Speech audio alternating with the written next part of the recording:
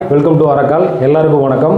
எந்த கார் வாங்குறது முடிவு பண்ணியிருப்பீங்க, என்ன கலரில் வாங்குறது முடிவு பண்ண முடியாமல் கன்ஃபியூஸ்டாக இருக்கீங்களா? கவலை விடுங்க, இந்த பதிவு உங்களுக்கானது தான். கார் கலருக்கும் மைலேஜுக்கும் சேஃப்டிக்கும் சம்மந்தம் இருக்கா இல்லையா? இந்தியாவில் ஏன் அதிகப்படியான மக்களால் ஒயிட், சில்வர், கிரே கலர் கார்கள் வாங்கப்படுது? அதுக்கான காரணங்களை பார்க்கலாம். நம்ம எல்லாருக்குமே தெரியும், ஒயிட் கலர் கம்மியான ஹீட்டை தான் அப்சர்வ் பண்ணும். அதனால் அந்த காரோட கேபின் லெவல் ஹீட் ரொம்ப கம்மியாக தான் இருக்கும். குறைஞ்சபட்ச ஏசி இருந்தாவே போதும், நமக்கு அதிகப்படியான கூலிங் கிடைக்கும். எரிபொருள் தேவை அதிகமாக இருக்காது, அதனால் சீரான மைலேஜ் கிடைக்கும். கருப்பு கலர் காரை மட்டும் வாங்கிடாத, ரொம்ப தாறுமாறாக கம்மியாக தான் மைலேஜ் கிடைக்கும் அப்படின்னு 4 பேர் சொல்லி கேள்விப்பட்டிருப்பீங்க.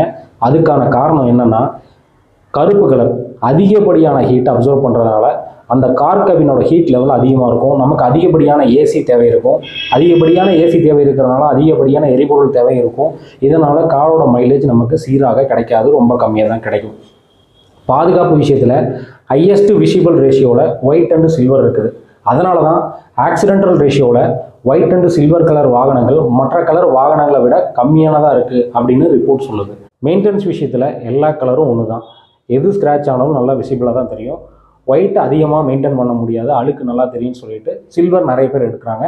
சில்வர் கலர் ஸ்க்ராட்சோ அழுகுப்பட்டாலோ அவ்வளோ விசிபிளாக தெரியறதில்ல.